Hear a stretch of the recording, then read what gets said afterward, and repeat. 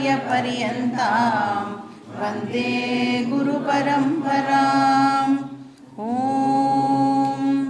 पार्थाय प्रतिबोधितां भगवता नारायणेन स्वयं व्यासेन ग्रथितां पुराणमुनिना मध्ये महाभारतम् अद्वैतामृतवर्षिणीं भगवती अष्टादशाध्यायिनीं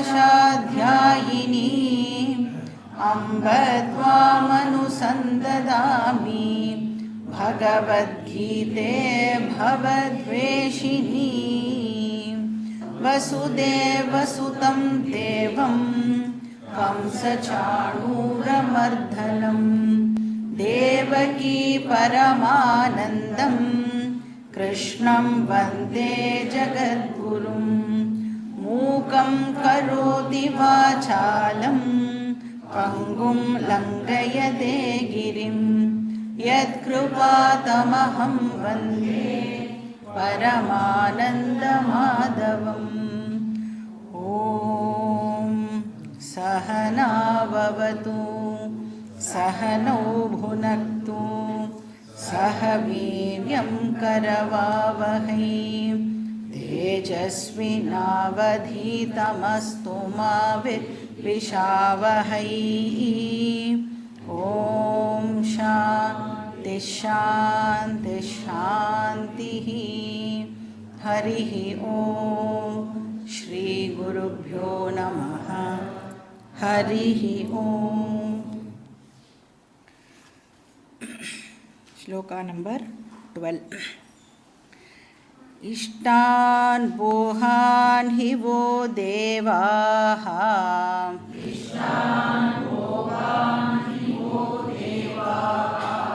दास्यन्ते यज्ञभाविताः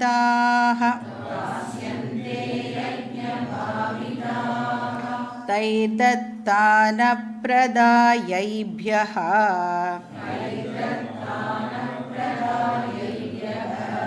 यो भुङ्क्तेस्तेन एव सः।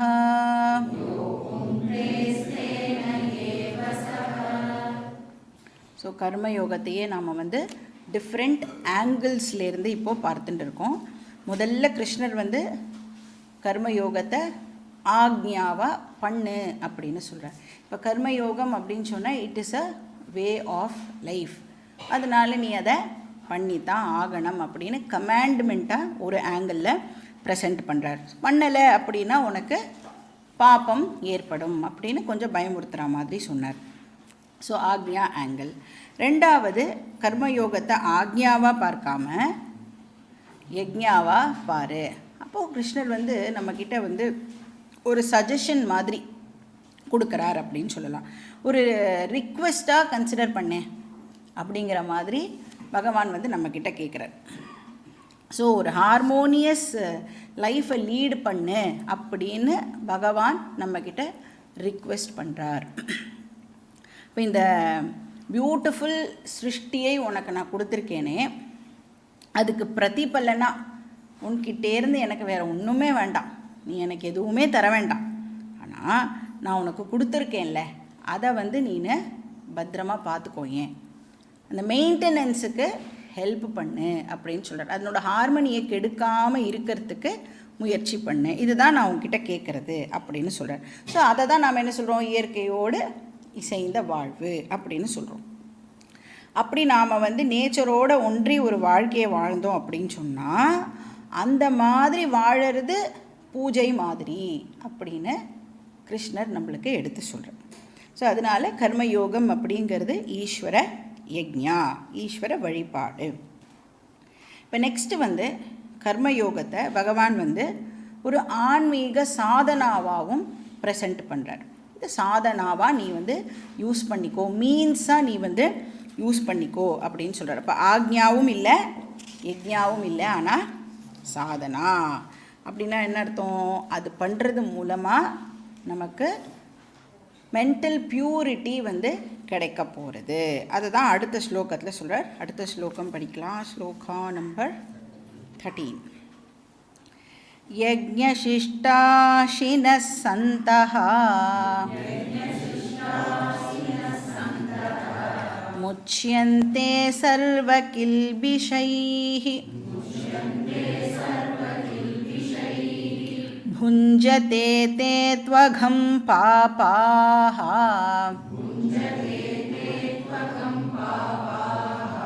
ये पचन्त्यात्मकारणात्.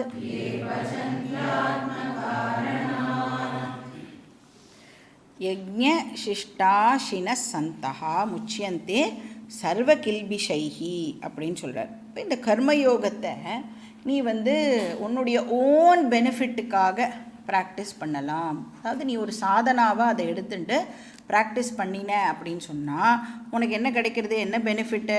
முச்சியந்தே சர்வ கில்பிஷைஹி அப்படின்னு சொல்கிறார். கில்பிஷம் அப்படின்னு சொன்னால் பாப்பம்னு அர்த்தம்.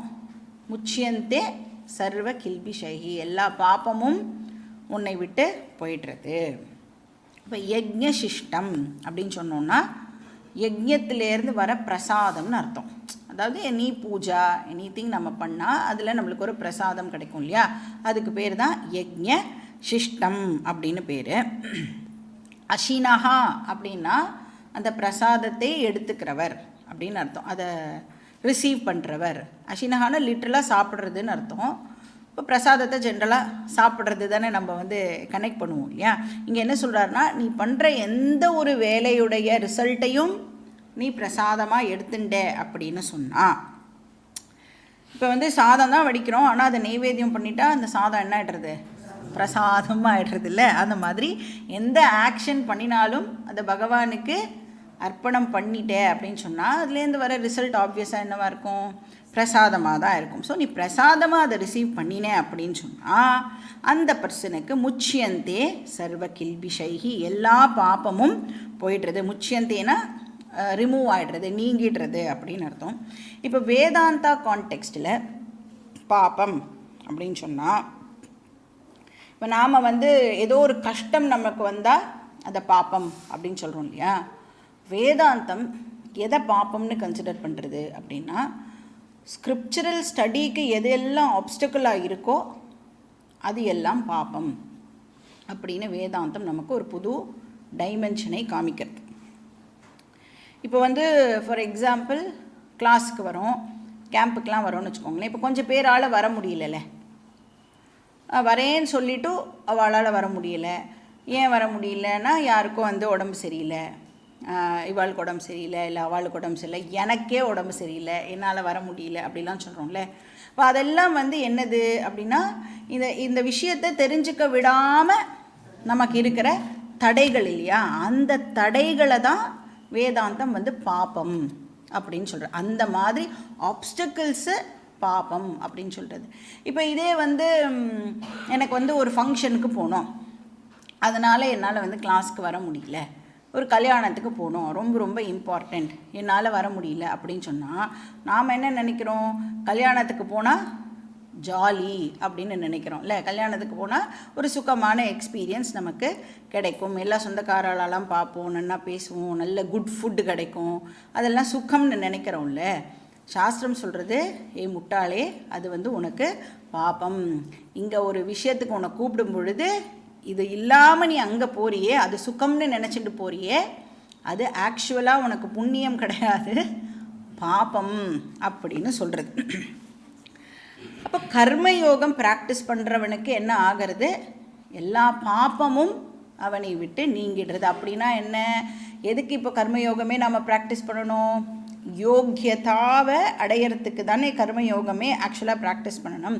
அப்போ யோக்கியதா கிடைக்க கிடைக்க என்ன ஆகிறது, இந்த ஞான விஷயங்கள் நமக்கு புரிய ஆரம்பிக்கிறது. ஸோ வேதம் சொல்கிறது, அந்த ஆப்ஸ்டக்கிள்ஸ் எல்லாம் நீங்கி உனக்கு என்னெல்லாம் தடைகள் இருக்கோ உன்னுடைய அந்தக்கரணத்தில் அதெல்லாம் நீங்கி என்ன விஷயம் வேதத்தில் என்ன சொல்லப்பட்டிருக்கோ அதை உன்னால் ப்ராப்பராக ஆஸ் இட் இஸ் அண்டர்ஸ்டாண்ட் பண்ணிக்க முடியும் அப்படின்னு சொல்கிறது. ஸோ நம்மளுடைய ப்ரைமரி ஆப்ஸ்டிக்கிள் என்ன அப்படின்னு பார்த்தா, ஒருத்தருக்கு ஒரு ரீசன் இருக்கும், வர முடியல, கிளாஸ் கேட்க முடியல அப்படிங்கிறதுக்கு. பட் ஜென்ரலி என்ன எல்லாருக்கும் ப்ரைமரியாக இருக்கக்கூடிய ஆப்ஸ்டக்கிள் அப்படின்னு பார்த்தா சாஸ்திரம் அதுக்கு வந்து மோகஹா அப்படின்னு ஆன்சர் கொடுக்கறது. மோகம்னா என்ன அர்த்தம்? குழப்பம், டெல்யூஷன், ராங் அண்டர்ஸ்டாண்டிங். இப்போ வந்து அதுக்கு தான் அந்த ராங் அண்டர்ஸ்டாண்டிங்கை ரிமூவ் பண்ணுறதுக்காகவே சங்கரர் ஒரு டெக்ஸ்ட் பண்ணார். என்ன டெக்ஸ்ட் அது? பஜகோவிந்தம். அதுக்கு இன்னொரு பேர் மோக முத்கரஹா அப்படின்னு அதுக்கு பேர். மோகத்தை ரிமூவ் பண்ணுற ஒரு டெக்ஸ்டாக அதை நாம் பார்த்தோம். அப்போ என்ன மோகம்? மோகம்னா அவிவேகம்னு அர்த்தம். அதாவது கரெக்டான அண்டர்ஸ்டாண்டிங் இல்லை அப்படின்னு அர்த்தம். இப்போ வந்து இந்த வெளி உலகம் இருக்கே, இது வந்து என்னுடைய சந்தோஷத்துக்கோ துக்கத்துக்கோ காரணம்னு நாம் நினச்சிட்டு இருக்கோம்ல, அது வந்து கன்ஃபியூஷன், அது வந்து குழப்பம் ஆர் டெல்யூஷன் அப்படின்னு சாஸ்திரம் நமக்கு சொல்லி கொடுக்கறது. இப்போ இந்த வெளி உலகத்தினால உனக்கு சந்தோஷத்தையும் கொடுக்க முடியாது, துக்கத்தையும் கொடுக்க முடியாது. It is not the source of happiness or source of sorrow. அப்படி வந்து இது சோர்ஸ் ஆஃப் ஹாப்பினஸாக இருக்குதுன்னு வச்சுக்கோங்களேன். இந்த உலகம் வந்து சோர்ஸ் ஆஃப் ஹாப்பினஸாக இருக்குன்னா, இப்போ சப்போஸ் தப்பி தவறி ஒரு நாளைக்கு நீங்கள் சந்தோஷமாக இருக்கீங்கன்னு வச்சுக்கோங்க. உங்கள் வீட்டில் ஏதோ ஒன்று நடந்து நீங்கள் சந்தோஷமாக இருக்கீங்கன்னா, வீட்டில் இருக்கிறவாளும் அதே மாதிரி சந்தோஷமாக இருப்பாளான்னா, நம்ம சந்தோஷத்தை பார்த்தே அவன் வந்து துக்கமாக இருப்பான். நீ மட்டும் ஜாலியாக இருக்க அப்படின்னு சொல்லி துக்கமாக இருப்பாள். அப்போ டெஃபினட்டாக வந்து வேர்ல்டு வந்து சோர்ஸ் ஆஃப் ஹாப்பினஸ்ஸாக இருக்கிறதுக்கு சான்ஸே இல்லை. இப்போ வந்து ஏதாவது ஒரு மியூசிக்னு எடுத்துக்கோங்களேன். இப்போ கர்நாட்டிக் மியூசிக் அப்படின்னா, இப்போ இந்த ஓல்டர் ஜெனரேஷனுக்கு கர்நாட்டிக் மியூசிக் பிடிக்கும், அதை வந்து போட்டு போட்டு கேட்டுருப்பா. யங்கர் ஜெனரேஷனுக்கு அதை கேட்டாலே எப்படி இருக்கும்? ப்ளீஸ் அதை கொஞ்சம் நேரம் ஆஃப் பண்ணுறியா அப்படின்னு சொல்லிட்டு வேறு ஏதாவது சினிமா பாட்டை போட்டு விடுவா. அப்போ மியூசிக் ஆசச் வந்து சோர்ஸ் ஆஃப் ஹாப்பினஸா இல்லை சோர்ஸ் ஆஃப் சாரோவா? Depends on what, how do you see it. நீ எப்படி அதை பார்க்கிறாயோ அதை பொறுத்து அது சந்தோஷத்தையும் கொடுக்கறது, இல்லைன்னா துக்கத்தையும் கொடுக்கறது. அதனால் இங்கே சாஸ்திரம் என்ன சொல்லி கொடுக்கறது? வேர்ல்டு ஆக்சுவலாக உனக்கு ப்ராப்ளமே கிடையாது. வேர்ல்டு வந்து சுகஹேத்துவும் இல்லை, துக்கஹேத்துவும் இல்லை. இப்போ நீ வந்து சந்தோஷமாக இருக்கேன்னா அதுக்கு காரணம் வேர்ல்டு கிடையாது, துக்கமாக இருக்கேன்னா அதுக்கு காரணம் வேர்ல்டு இல்லை அப்படின்னு சொல்கிறது. ஆனால் நாம் வந்து அதை தப்பாக நினச்சிண்டு, இப்போ நான் சந்தோஷமாக இல்லை அப்படின்னு சொன்னால் என்னை சுற்றி இருக்கிற கண்டிஷன்ஸில் ஏதோ பிரச்சனை இருக்குது, அந்த கண்டிஷனை நான் வந்து மாற்றிட்டேன்னா எனக்கு போன சந்தோஷம் திருப்பி வந்துடும் அப்படின்னு ஒரு ராங் அண்டர்ஸ்டாண்டிங்கில் நாம் வந்து டெய்லி வாழ்ந்துட்டுருக்கோம். அதனால என்ன பண்ண ட்ரை பண்ணுறோம்? எவ்ரி டைம் வேர்ல்டை சேஞ்ச் பண்ணுறதுக்கு முயற்சி பண்ணிகிட்டே இருக்கும். இப்போ இந்த பென் வந்து இங்கே இருக்குது அப்படின்னா, எனக்கு இந்த பென் இங்கே இருக்கிறது சந்தோஷத்தை கொடுக்கறது அப்படின்னா, சப்போஸ் இந்த பெண்ணை யாரோ எடுத்து இப்படி வச்சுட்டான்னா நான் உடனே வந்து இல்லையே இங்கே தானே இருக்கணும் அப்படின்னு என்னோடய மைண்ட் வந்து டிஸ்டர்ப் ஆகுது. உடனே நான் என்ன பண்ணுவேன்? இந்த பென் எடுத்து திருப்பி இங்கே வைக்கிறதுக்கு முயற்சி பண்ணுறேன். இப்படி வச்சா திருப்பியும் அது இந்த பக்கம் போகும். இப்படியே தான் வந்து அது மாறி மாறி தான் போயின்னு இருக்கும். வேர்ல்டை நம்மளால் மாற்றுறதுக்கு முடியவே முடியாது. ஆக்சுவலாக நம்ம வீட்டில் இருக்கிற எல்லாரையும் என்ன பண்ண ட்ரை பண்ணிகிட்டு இருக்கான்னா, இன்னொருத்தரை மாற்றுறதுக்கு முயற்சி பண்ணிகிட்டே இருக்கா. அது நமக்கு தெரியாமலேயே நாம் வந்து இன்னொருத்தரை மாற்றுறதுக்கு முயற்சி பண்ணிகிட்டு இருக்கோம். ஆனால் நாம் என்ன நினச்சிட்ருக்கோம்? நாம் தான் ரொம்ப இன்டெலிஜென்ட், நான் பாரு என் ஹஸ்பண்டையோ ஒய்ஃபையோ மாற்றின்னு இருக்கேன் பாருன்னு நினச்சிட்டு இருக்கோம். அவள் என்ன நினச்சிட்டு இருப்பா? அவன் மனசுக்குள்ளே, நான் பாரு என் ஹஸ்பண்டையோ ஒய்ஃபையோ வந்து மாற்றின்னு இருக்கேன் அப்படின்னு வந்து ஒருத்தரும் மாற்றிகிட்டே இருக்கோன்னு நினச்சிட்டு இருக்கா. ஆனால் யாரையும் மாற்ற முடியாது. இப்போ மாற்றுறதுனால நம்மளுக்கு பெர்மனெண்ட் ஹாப்பினஸ் கிடைக்குமானா அதனால் கிடைக்கிறது இல்லை. அப்போ இந்த ராங் திங்கிங் இருக்குல்ல, மாறிடுத்துனா இனிமேல் அவ்வளோதான்ப்பா ஜாலியாக இருக்கலாம் அப்படின்னு நினைக்கிறோம்ல, அந்த திங்கிங் ராங். அதுக்கு பேர் மோகம். இப்போ இந்த மோகம் வந்து நம்மளை விட்டு போகணும்.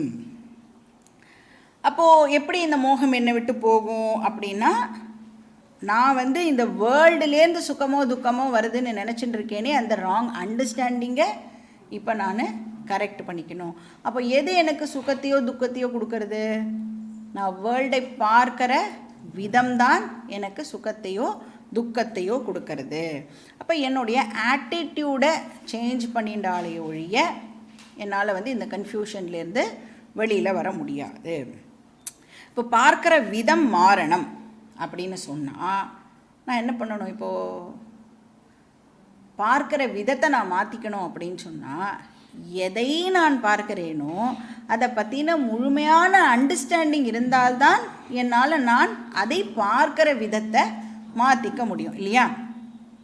அப்போ அறிவு இருக்குல்ல, அறிவு தான் என்னோட ஆட்டிடியூடினல் சேஞ்சுக்கு ஒரு காஸாக இருக்க முடியும். அதனால் அல்டிமேட்டாக நமக்கு என்ன இப்போ தேவைன்னா நாலேஜ், அறிவு. அப்போ உலகத்தை மாற்றுறேன் அப்படின்னு சொல்கிறத விட்டுட்டு நான் என் ஆட்டிடியூடை மாற்றிக்க அறிவை வளர்த்துக்கிறேன் அப்படின்னு சொல்கிறது தான் கரெக்டான ஸ்டேட்மெண்ட். அப்படி யார் சொல்கிறாளோ அவள் தான் ஆக்சுவலாக ஸ்பிரிச்சுவல் சீக்கர் அப்படின்னு அவளை சொல்லிக்கலாம். இந்த உலகத்தை என்னால் மாற்ற முடியாது, உலகத்தை மாற்றுறது என்னோடய வேலையும் கிடையாது. ஆனால் உலகத்தை நான் பார்க்குற விதத்தை மாற்றிக்கணும். நான் பார்க்குற விதத்தை மாற்றிக்கணுன்னா எனக்கு அது பற்றின முழுமையான அண்டர்ஸ்டாண்டிங் இருக்கணும். அதனால் நான் அதை பற்றி தெரிஞ்சுக்கிறேன் அப்படின்னு யார் வந்து கற்றுக்க ஆரம்பிக்கிறாளோ அவள் தான் உண்மையான சீக்கர். இப்போ பஜகோவிந்தமில் சங்கரர் என்ன பண்ணுறார்? ஒரு விஷயத்தையாக எடுத்து எதில் எல்லாம் நம்மளுக்கு டெல்யூஷன் இருக்கோ ஒன்றொன்றுத்தையும் பாயிண்ட் அவுட் பண்ணி அதெல்லாம் எப்படி நீ ராங்காக அண்டர்ஸ்டாண்ட் பண்ணி வச்சுன்னு இருக்க பாரு அப்படின்னு சொல்லி அந்த குழப்பத்தை வந்து ரிமூவ் பண்ணார் அப்படின்னு நாம் பஜகோவிந்தமில் பார்த்தோம். இப்போ வந்து மெஜாரிட்டி பீப்புளுக்கு எது வந்து மோகம் அப்படின்னா ஃபேமிலி தான் எல்லாருக்கும் மோகம் இல்லை. யாவத் வித்தோ பார்ஜன சக்தா தாவத் நிஜ பரிவாரோ ரக்தா பశ్చா ஜீவதி ஜர்ஜர தேகே வார்த்தாம் கோபின பிரிச்சதி கேஹே. பியூட்டிஃபுல்லாக சொல்கிறார் சங்கர். எப்போ வந்து நம்ம ஃபேமிலி மெம்பர்ஸ் எல்லாரும் நம்மளை வந்து ஆஹா ஓஹோன்னு கொண்டாடுவா? எது வரைக்கும் ஆஹா ஓஹோன்னு சொல்லுவா? எது வரைக்கும் நாம் ஒரு கான்ட்ரிபியூட்டிங் மெம்பராக இருக்கோமோ அது வரைக்கும் நமக்கு எல்லா விதமான உபச்சாரங்களும் நடக்கும். தி மொமெண்ட் நாம் வந்து ஃபிசிக்கலாகவோ இல்லை ஃபினான்ஷியலாகவோ நம்மளால் வந்து இனிமே ஃபேமிலிக்கு கான்ட்ரிபியூட் பண்ண முடியாது அப்படின்னு தெரிஞ்செடுத்துனா நீ சாப்பிட்டியா அப்படின்னு கூட யாரும் கேட்க மாட்டா. இப்போ நம்மளே வந்து ஓல்டு பேரண்ட்ஸ் எல்லாம் பார்த்துட்டுருக்கோம் அப்படின்னா என்னைக்காவது ஒரு நாள் நம்மளுக்கு அந்த சலிப்பு தட்டுறதில்ல, எப்பயாவது ஒரு நாள் நம்மளே வந்து அவளை வந்து கோச்சுன்றோம். ஏன்னா அவளால் இனிமே எனக்கு எந்த விதமான கான்ட்ரிபியூஷனையும் பண்ண முடியாது.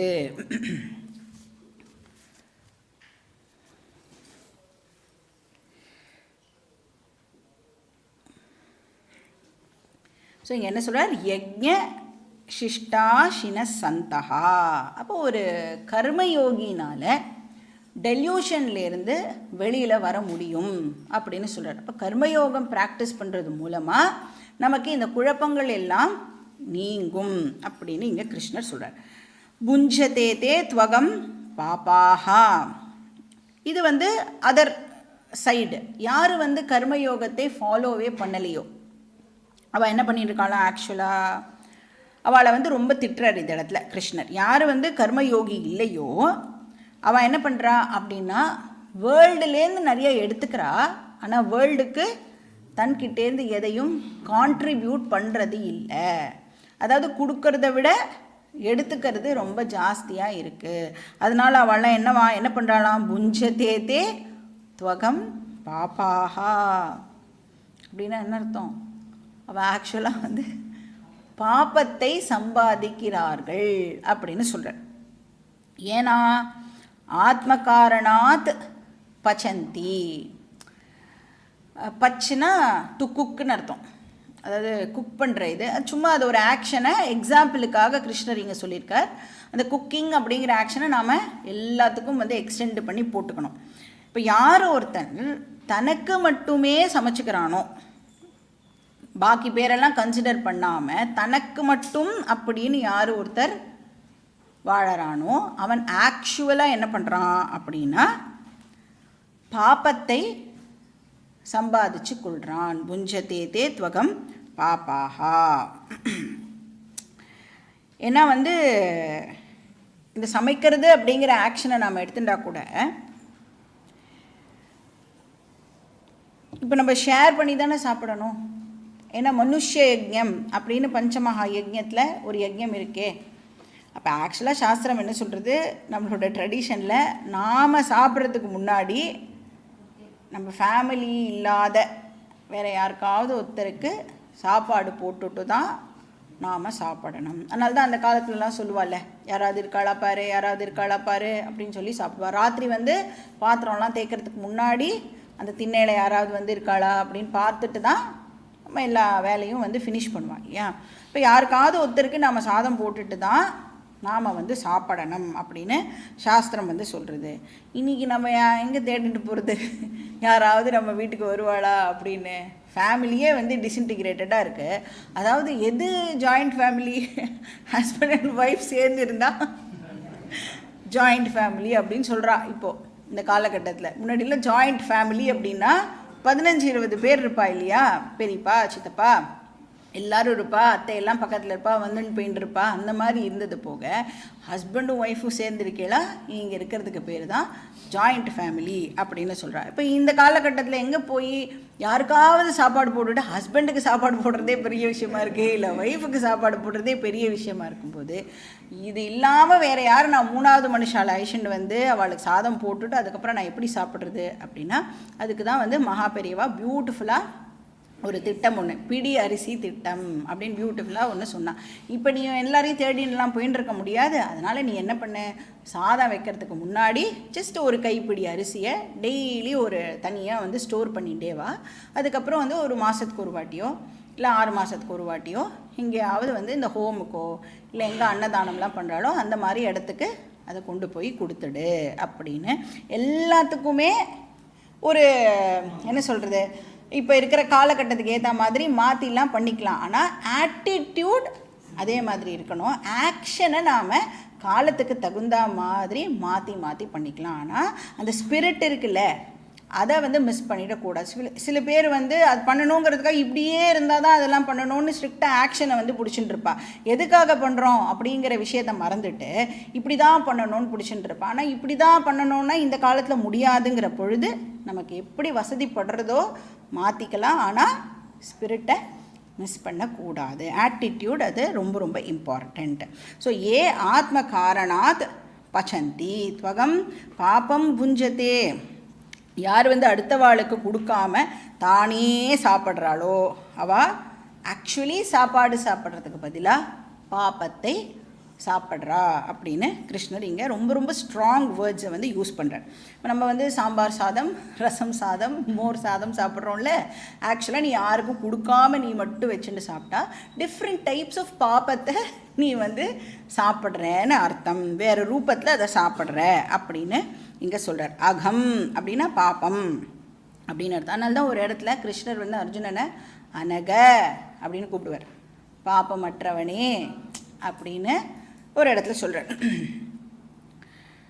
ஸோ அப்படின்னா அவள்லாம் எப்படிப்பட்ட மனுஷாளாக இருப்பா அப்படின்னா இந்த மாதிரி விஷயங்களுக்கெல்லாம் அவளால் வரவே முடியாது. மோக்ஷம் அப்படிங்கிறதுலாம் அவளுக்கு எட்டா கனிலாம் சொல்கிறோம்ல அந்த மாதிரி இருக்கும். இந்த ஜென்மத்தில் டெஃபினட்டாக அவளுக்கு இது இல்லை. அப்படின்னா ராங் டைரக்ஷனில் ட்ராவல் பண்ணின்னு இருக்கான்னு அர்த்தம். அப்போ செல்ஃபிஷ் பீப்புள் வந்து ஸ்பிரிச்சுவாலிட்டிக்கு ஆப்போசிட் டைரக்ஷனில் ட்ராவல் பண்ணுறா. அந்த மாதிரி நீ இருக்காத அர்ஜுனா, நீ இப்படி இரு அப்படின்னு கிருஷ்ணர் சொல்கிறார். அடுத்த ஸ்லோகம், ஸ்லோகா நம்பர் 40. அன்னாத் பவந்தி பூதானி பர்ஜன்யாதன்ன சம்பவஹ யஜ்ஞாத் பவதி பர்ஜன்யஹ யஜ்ஞக் கர்ம சமுத்பவஹ.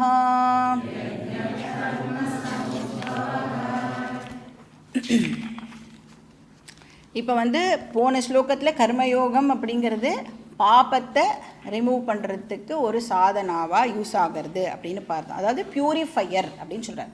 கர்மயோகமே வந்து ஒரு பியூரிஃபையராக இருக்குது. சோதகம் அப்படின்னு பேர்.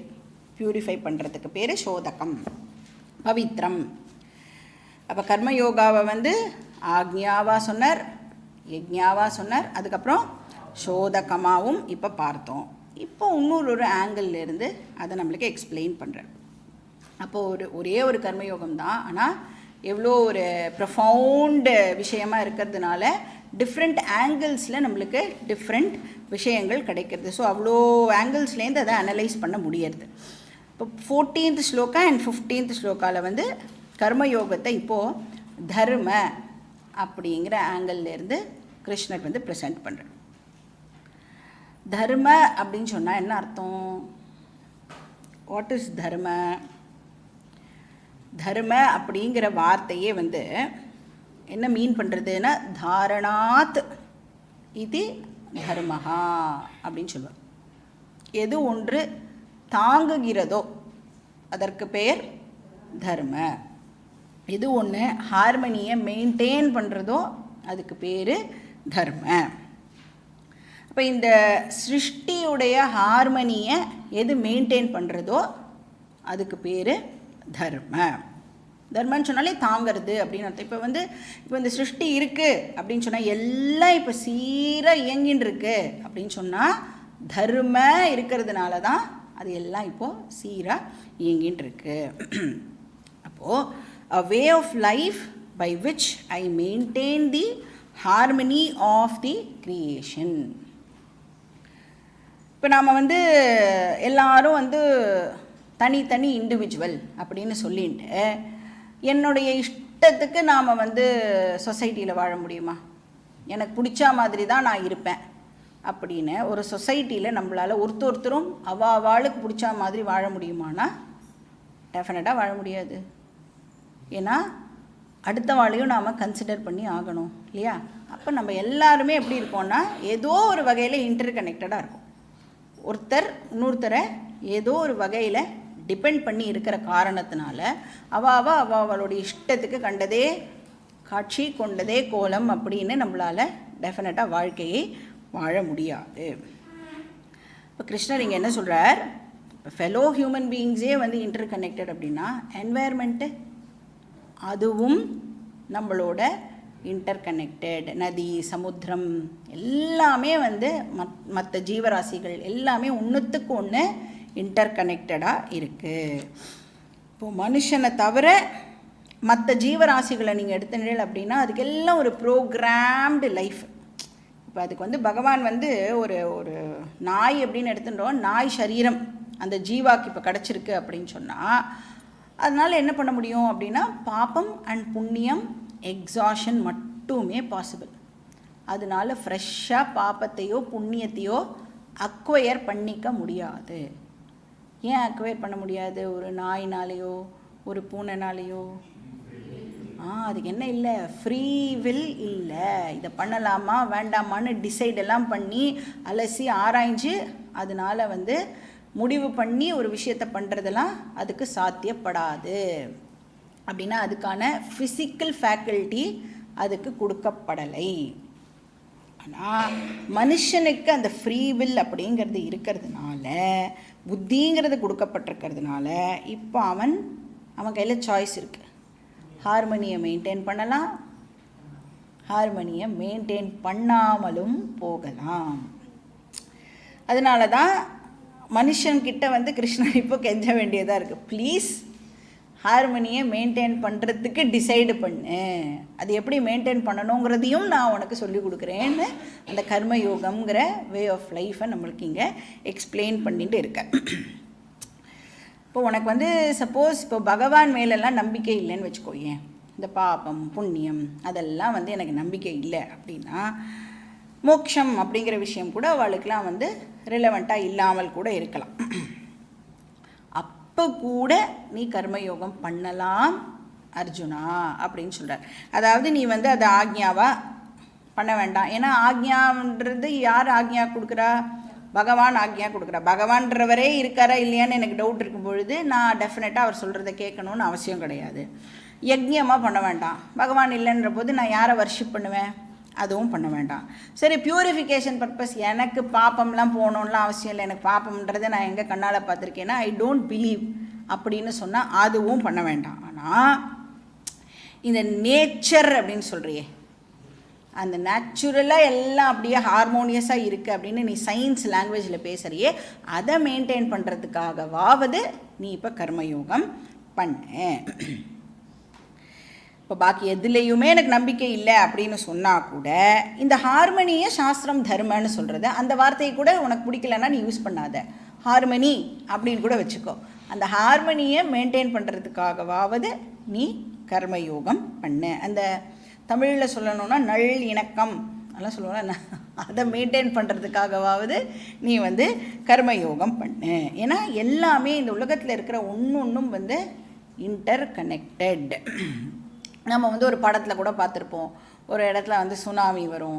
சுனாமி இங்கே ஏன் வந்தது அப்படின்னா, ஒரு பட்டர்ஃப்ளை பறக்கிறதுலேருந்து ஆரம்பித்து அந்த ஈவெண்ட்ஸ் எல்லாம் கனெக்ட் பண்ணி இதனால் சுனாமி. இப்போ அதில் என்ன தெரிஞ்சுக்கிறோம்? ஒன்றும் ஒரு விஷயத்தோட கனெக்ட் ஆகியிருக்கு அப்படின்னு. இப்போ நமக்கு இன்னும் நம்மளோட ஜெனரேஷனுக்கு ஒன்றுமே நன்னா தெரியும் எல்லாமே எப்படி இன்டர் கனெக்டட் அப்படின்னு. ஏன்னா 2020 நமக்கு ஒரு பியூட்டிஃபுல் எக்ஸ்பீரியன்ஸ் ஒன்று வந்ததில்லை, கொரோனா அப்படின்னு ஒன்று வந்தது. அப்போ அது வந்ததுனால உலகமே ஆக்சுவலாக ஸ்தம்பிச்சு போச்சு. நம்ம அதெல்லாம் நினச்சி கூட பார்த்ததில்லை இல்லை. ஏதாவது ஒரு பஸ்ஸு கூட ஒரு சேர்ந்தாப்பில் ஒரு 2 நாள் போகாமல் இருக்குமானா நம்மளால் இமேஜினே பண்ணி பார்க்க முடியாத ஒரு விஷயம். ஆனால் ஃப்ளைட்டெல்லாம் கூட மாதக்கணக்காக போகவே இல்லை, எல்லாமே டோட்டலி ஸ்டாப்டு. அப்போ எந்த வண்டியும் போல் எதுவுமே இல்லைன்னா, அதனால் நம்மளோட ஏர் பொல்யூஷன் ரொம்ப குறைஞ்சு நல்ல ஒரு ஹெல்தி என்விரான்மெண்ட்டில் நம்ம எல்லாருமே வாழ்ந்தோம். அதனால நம்மளுக்கு இன்ஃபேக்ட் என்ன தெரிஞ்சது, யாருமே வெளியில் போகாததுனால நம்ம வீட்டில் இவ்வளோ பேர் இருக்கா, இவாள்லாம் நம்மளோட ஃபேமிலி மெம்பர்ஸ். இதெல்லாம் இந்த டிவியை தவிர ஃபோனை தவிர பாக்கி எல்லா ஐட்டம்ஸ் கூட நம்ம வீட்டில் இருக்குது போல இருக்கே, வாஷிங் மிஷின் ஒன்று இருக்குது அப்படின்னு பசங்கள்லாம் ஓ இதுதான் துவைக்கிறதா அப்படின்னு சொல்லி அந்த விஷயங்கள் எல்லாம் பசங்கள்லாம் கூட கற்றுண்டது இல்லையா. அப்போ அந்த மாதிரி ஒரு பியூட்டிஃபுல் எக்ஸ்பீரியன்ஸ் நம்மளுக்கு பகவானே அமைச்சு கொடுத்தார். இப்போ அந்த கனெக்ஷனை நாம் கட் பண்ண ட்ரை பண்ணும் பொழுது ஹோல் வேர்ல்டே சஃபர் பண்ணுறது அப்படிங்கிறத பார்த்தோம். அந்த ஹார்மனியை பேலன்ஸை குறைக்கும் பொழுது இதெல்லாம் நடக்கிறது அப்படின்னு பார்த்தோம். அதனால் இங்கே என்ன சொல்கிறார், எந்த ஒரு விஷயத்தை எடுத்துட்டாலும் அதில் ஒரு சைக்கிள் இன்வால்வ்டு அப்படின்னு. இப்போ நம்ம carbon di oxide cycle, nitrogen cycle அப்படின்லாம் சயின்ஸில் படிக்கிறோம்ல. ஒரு கம்ப்ளீட்டாக ஒன்றுத்தில் ஆரம்பித்து திருப்பி ஒன்று முடிஞ்சு திருப்பி அதுலேருந்து ஒன்று வருது அப்படின்னு அந்த சைக்கிள் படிக்கிறோம் இல்லையா.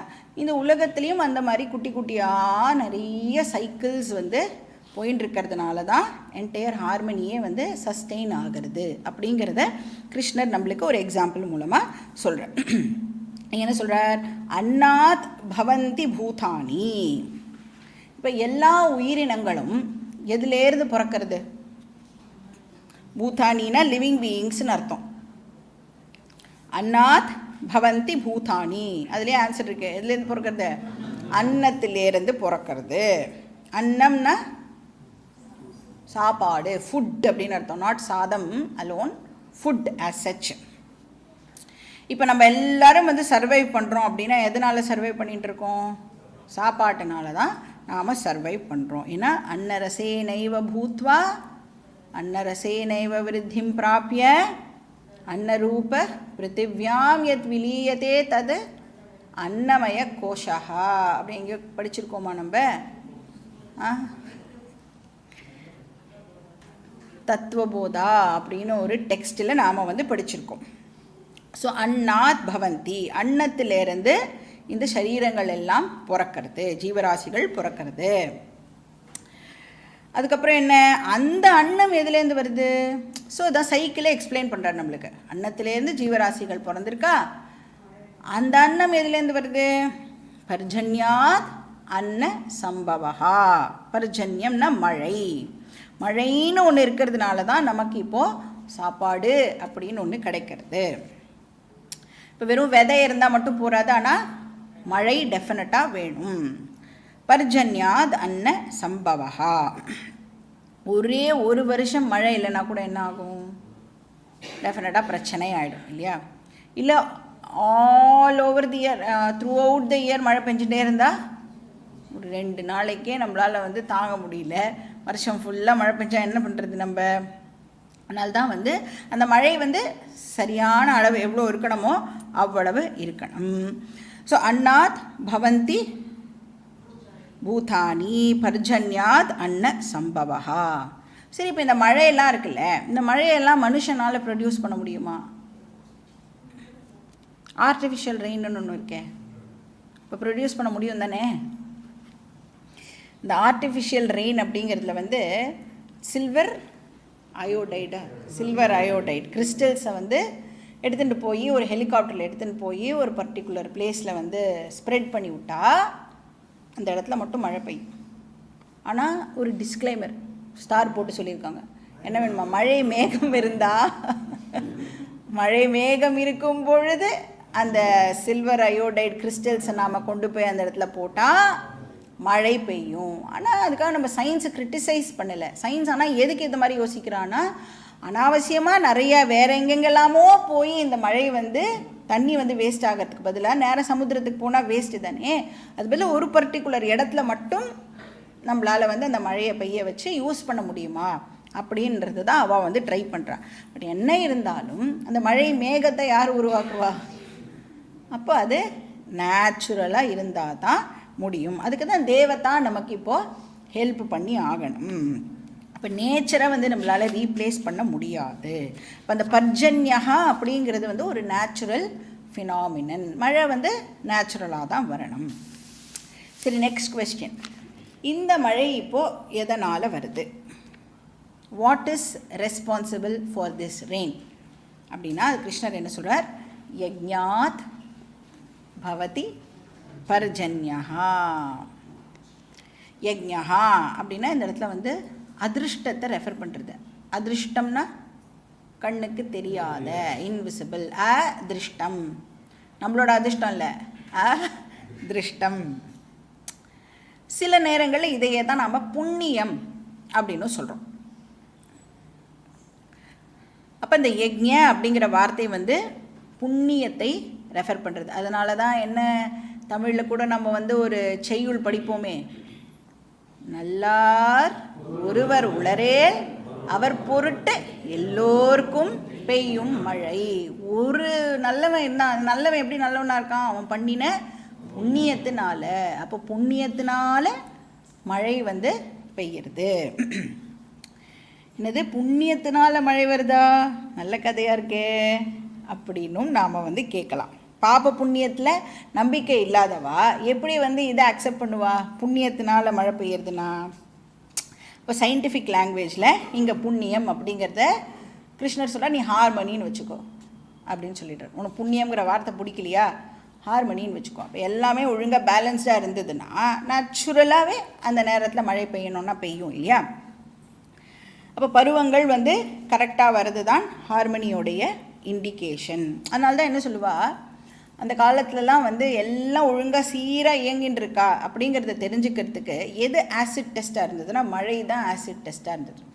இப்போ நம்ம சினிமாலெலாம் பார்த்துருக்கோம்ல, ராஜா வந்து என்ன கேட்பார் மந்திரியை, எல்லாம் எப்படி போயின்னு இருக்கு அப்படின்னு கேட்டுட்டு என்ன கேட்பார், மாதம் மும்மாரி பெய்ததா அமைச்சரே அப்படின்னு கேட்குறாரு இல்லையா? அப்படின்னா என்ன அர்த்தம்? மழையெல்லாம் கரெக்டாக அந்தந்த நேரத்துக்கு பெய்யறதுன்னா எல்லாமே ப்ராப்பராக ஃபங்க்ஷன் ஆகின்னு இருக்கு அப்படின்னு அர்த்தம். அதாவது இந்த மும்மாரின்னா அந்த நல்ல ஆட்சி பண்ணுற அந்த ராஜாக்காக ஒரு மழையா, அப்புறம் அந்த ஊரில் இருக்கிற அந்த குட் டீடு பண்ணுற பீப்புளுக்காக ஒரு மழை, அதுக்கப்புறம் வேதம் ஓதரவாக இருக்காள்ல அந்த சப்தங்கள்லாம் அவனால் தானே சேண்ட் பண்ணப்படுறது இல்லையா, அவளுக்காக ஒரு மழையா. அதுதான் அந்த மும்மாரி அப்படின்னு சொல்கிறான். இப்போ வந்து என்ன சொல்கிறோம் அப்படின்னா, மாதம் மும்மாரி பெய்ததால இப்போ கேட்டால் நம்மளை எல்லோரும் அடிக்க வந்துடுவா. ஆல்ரெடி மாறினால நம்மளுக்கு பிரச்சனை தான் இங்கே. அதனால் வந்து என்வாயர்மெண்டல் ஹார்மனி எல்லாம் ஓகேவாக இருக்கா அப்படின்னு நாம் சயின்டிஃபிக்காக கேட்டுக்க வேண்டியதான். இப்போ மரத்தெல்லாம் வெட்டாமல் இரு, இதெல்லாம் தான் இன்டைரக்டாக கிருஷ்ணர் வந்து நம்மளுக்கு சொல்கிற விஷயங்கள்லாம் இருக்குது. பொல்யூஷன்லாம் எதுவும் பண்ணாமல் இரு. ஸோ யஜ்ஞாத் பவதி பர்ஜன்யா. அப்போ உயிரினங்கள் வந்து அன்னத்தினால பிறக்கிறது, அன்னம் வந்து மழையினால் வருது, மழை வந்து யஜ்ஞத்தினால ஆர் ஹார்மனினால. நெக்ஸ்ட் கொஸ்டின், எப்படி நேச்சரோட இந்த ஹார்மனியை பேலன்ஸ் பண்ணுறது? எப்படி பேலன்ஸ் பண்ணுறது? சூப்பராக ஆன்சர் பண்ணுறார் பாருங்க கிருஷ்ணர். யஜ்ஞா கர்ம சமுத்பவா. எங்கே கொண்டு வந்து சேர்த்து விட்டுட்டார் பாருங்க. அதை இந்த ஈக்கலாஜிக்கல் பேலன்ஸு எதனால் நடக்குமா? நீ பண்ண போகிற கர்மயோகத்தினால அப்படின்னு அழகாக அந்த சைக்கிளை கம்ப்ளீட் பண்ணி விட்டுட்டார்.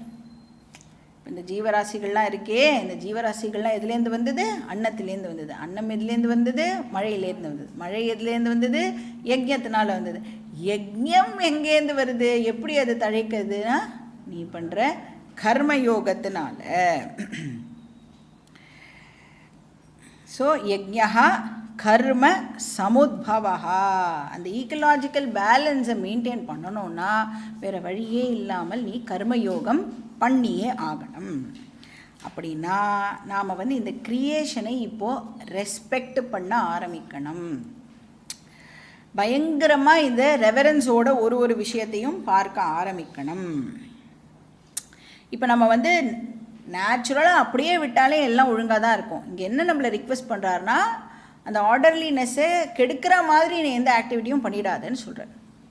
அந்த மெயின்டெனன்ஸை டிஸ்டர்ப் பண்ணாதே அப்படின்னு சொல்கிறார். அதனால தான் உபத்திரவம் பண்ணாதே, உபகாரம் பண்ணலைன்னா கூட பரவாயில்ல அப்படின்னு சொல்கிறார். ஸோ டிஸ்டர்ப் பண்ணாமல் இருந்தால் போரும். இப்போ வந்து எல்லாத்தையும் நாம் சேக்ரெடாக பார்க்க ஆரம்பிக்கணும். எந்த ஆக்டிவிட்டி பண்ணாலும் இப்போ அதில் நம்மளுக்கு ஒரு டிவினிட்டி இருக்குது அப்படிங்கிறத பார்க்க ஆரம்பிக்கணும். இப்போ கங்காவில் போய் ஸ்நானம் பண்ண போகிறோன்னா, கங்காவுக்கு போனோடனே நேராக போய் காலை வச்சு இறங்கி ஸ்நானம் பண்ணக்கூடாது. என்ன பண்ணணும்? ஃபஸ்ட்டு போனோடனே நின்று புரோக்ஷணம் பண்ணிக்கணும்.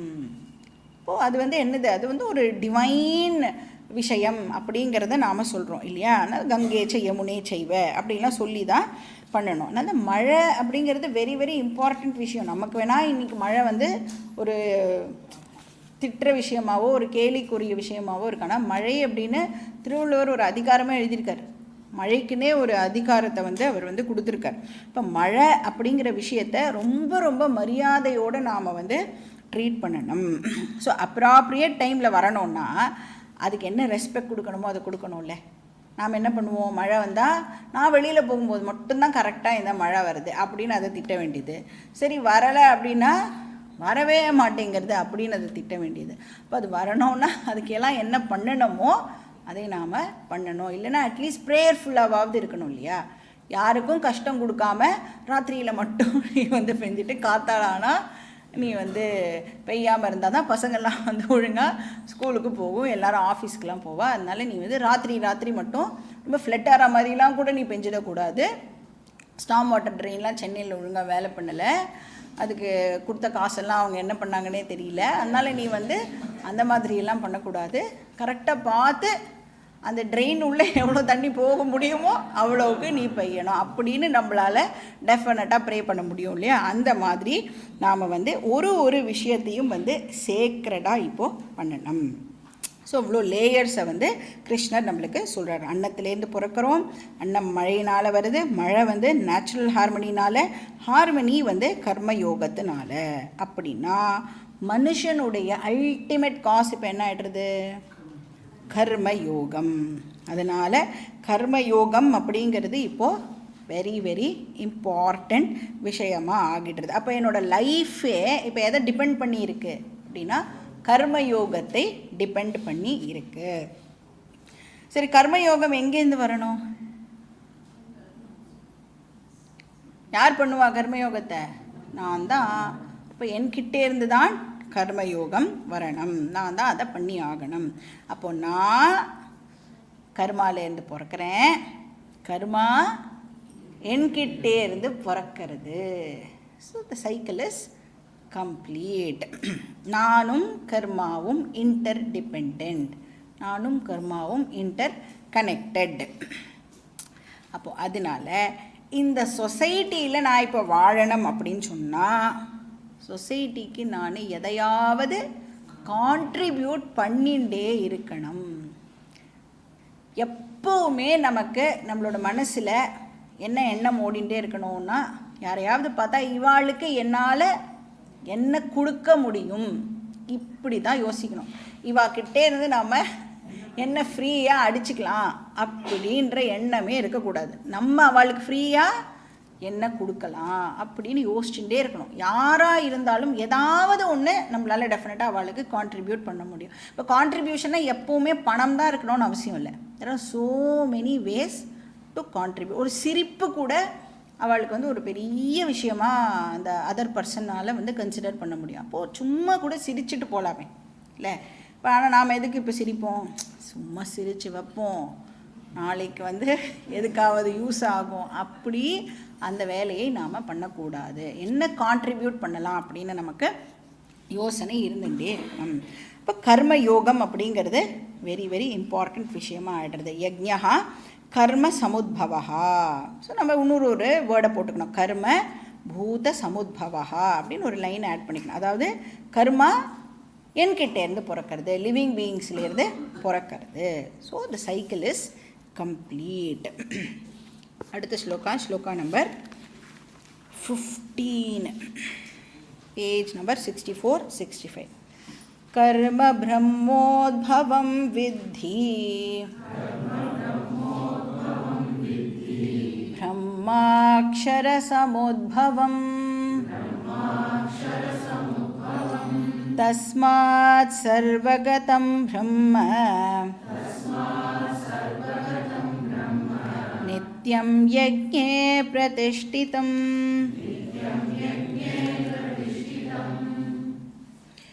இப்போ வந்து எந்த கர்மா கிரியேஷனுடைய ஹார்மனியை மெயின்டைன் பண்ணுறது, எது வந்து ஹார்மனியை வயலேட் பண்ணுறது அப்படின்னு எப்படி தெரியும் நமக்கு?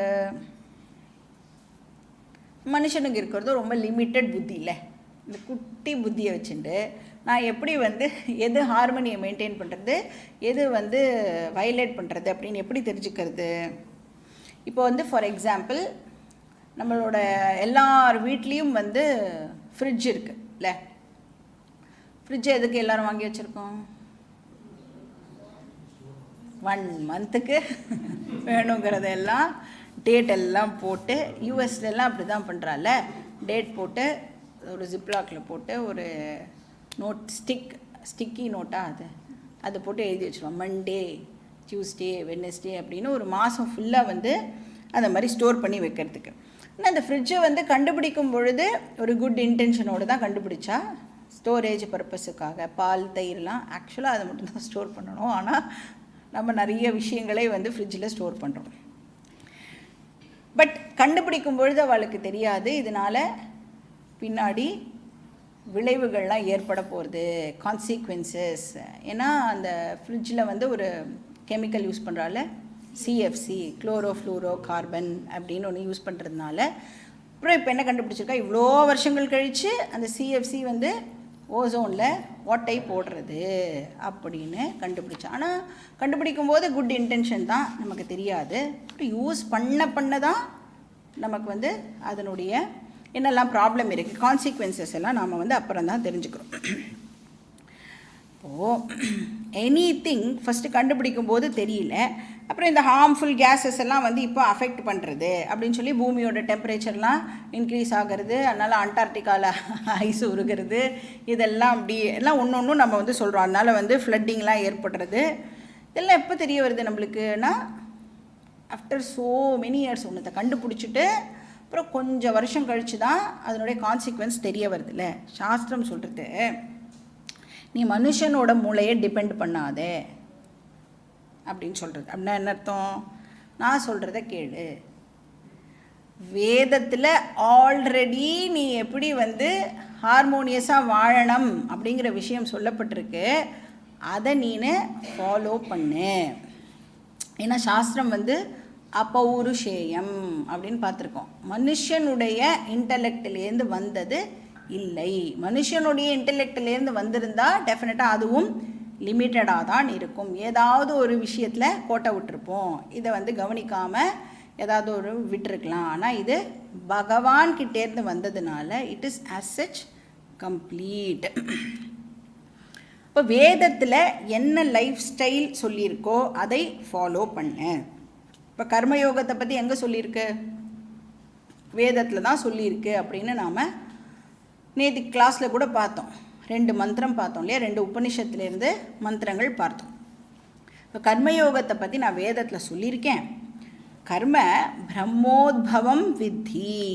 பிரம்ம அப்படின்னா இந்த இடத்துல வேதம் அப்படின்னு அர்த்தம். ஹார்மோனியஸ் லைஃப் ஸ்டைலை பற்றி வேதம் நமக்கு சொல்லி கொடுக்கறது. சரி, வேதத்துக்கு எப்படி இது தெரிஞ்சுது? அதுக்கு தான் கிருஷ்ணர் சொல்கிறார், இது வந்து மனுஷனோட மூளையிலேருந்து வந்தது கிடையாது. என்ன மனுஷன் மூளை அப்படின்னு சொன்னால், இப்போ வந்து ஒருத்தர் வந்து ஒரு புது விஷயத்தை ரிசர்ச் பண்ணி கண்டுபிடிக்கிறான்னு வச்சுக்கோங்களேன். அது ரிசர்ச் பண்ணுறதுனால அந்த பர்சனுக்கு டாக்டரேட் கொடுப்பா, பிஹெச்டி கொடுப்பா.